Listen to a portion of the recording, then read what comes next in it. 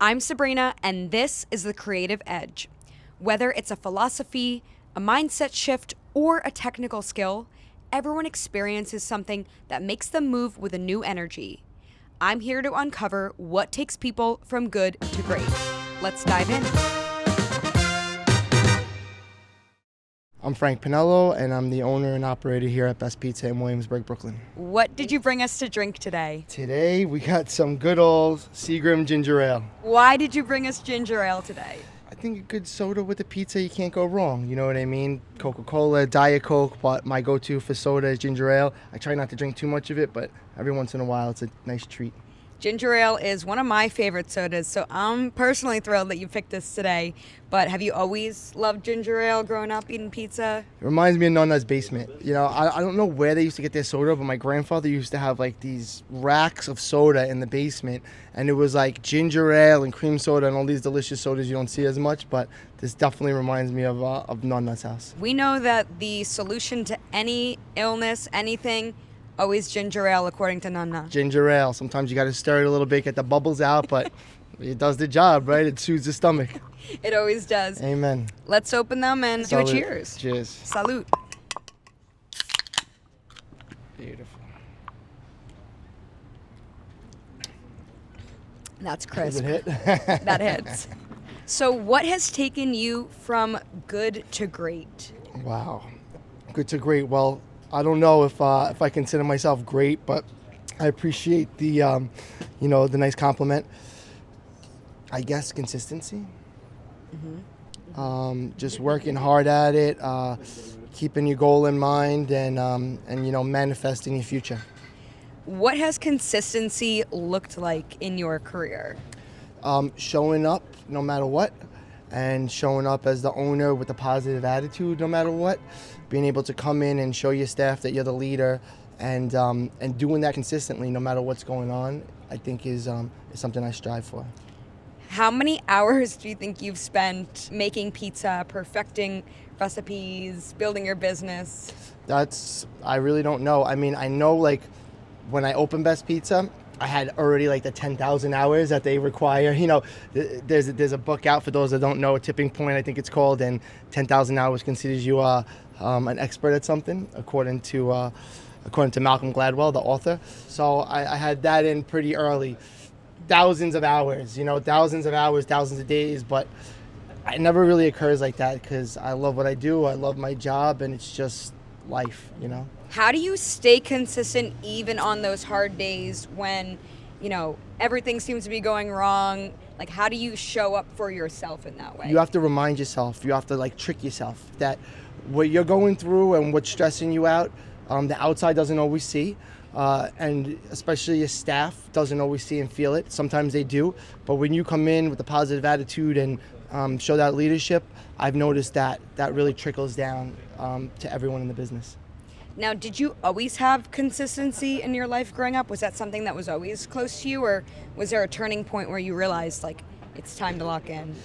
Family-wise, I had a lot of consistency. I have two unbelievable, loving parents. So family, there was a lot of consistency. Personal life, there was a lot of chaos, I would say, early on. So I had to learn that. And I had to learn how to control my temper. I had to learn how to control my emotions. And that didn't come overnight.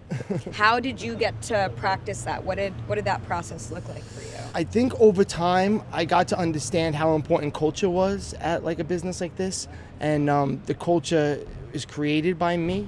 There's no one else that's going to, with my absence creates a vacuum, and then the culture just is whatever it turns into. And it was really important for me to kind of steer that early on. I knew that was an important thing. So part of that recipe was me being consistent, me showing up in the morning with a smile, getting coffee for the guys, just little things throughout the day that I know made everybody else's life better, and mine too, It really is the little things, isn't it? I feel like it can be so overwhelming for people to try to do everything at once all the time. But yes. You're saying, it could be just a cup of coffee that you get for someone that's a little more thoughtful and just makes their day a little bit brighter. Yeah, I was actually just reminded of a little lesson. We have the other location, Grand, not too far away, and one of my employees worked really hard to get his Serve Safe card, and it didn't come easy, but he finally got it, and just in line, DOH came, and we got the A.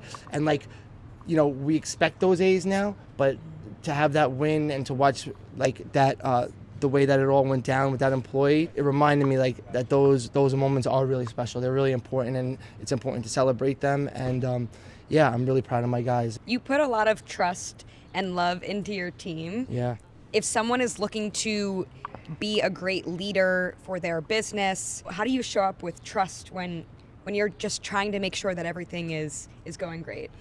That's a really good question. I think a lot of pizzeria owners struggle with that, especially with like leaving the pizzeria or leaving the pizzeria to next in charge. Just like we learn and make mistakes, you have to allow that space for your team as well. And every owner is different, and everybody has a different way of kind of running the business. But for me, it was about kind of taking the leap every once in a while, putting a structure in place, and then really trusting the guys that I put in charge.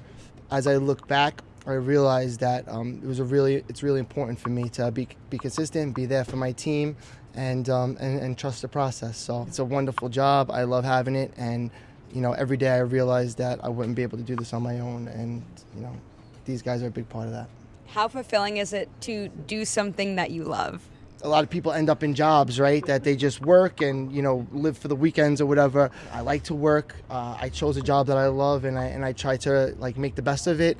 And I'm really glad that I did that, and I'm glad that I listened to my younger self because it worked out. And I've seen close family members work at jobs that they didn't love, and I know how unfulfilling that could be. I'm really happy that you followed your passion, that you've been crushing it. I love your pizza. If you haven't had it yet, best pizza.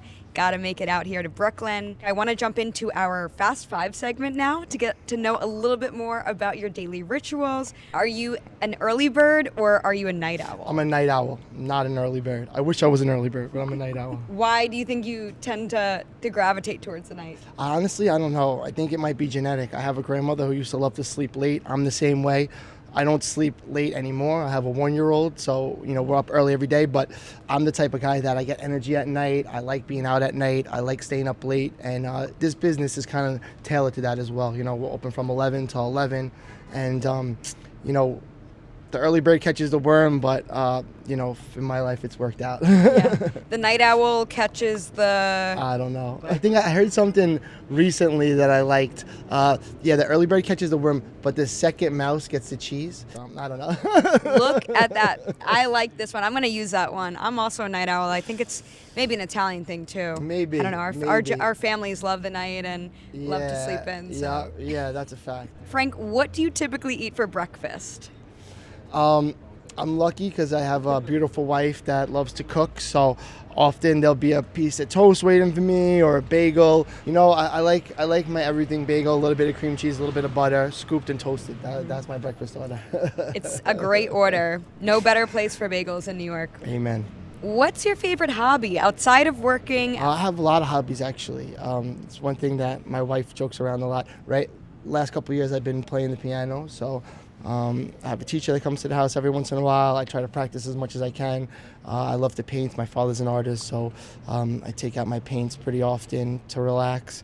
So I like working with my hands. For a while I was into working with wood, cutting down trees. I have a house upstate, so spend some time doing that. So yeah, like anything that I could get my hands on that is interesting and fun, usually in the arts. It's so important to have a hobby, to be creative outside of what you're doing every day. Yes. I feel like it really just energizes you in a whole new way. Absolutely. I get addicted to something, and it's like I wake up in the morning like waiting to do it. So it's fun to have different hobbies. I love it. What do you do for self-care?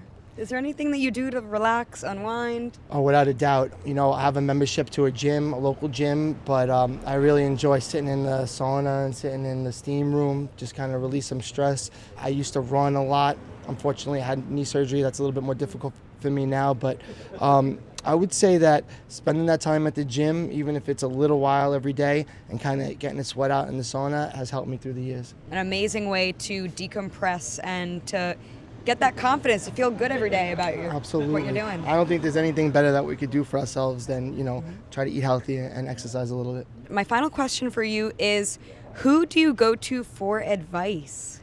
My mother, right? Love you, Ma. I also have a lot of mentors and a lot of like guys in the industry that I look up to. There's like no shortage of them, and I'm never afraid to reach out to them.